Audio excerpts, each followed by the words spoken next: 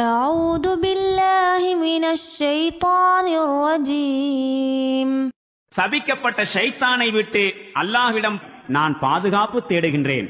والله أنزل من السماء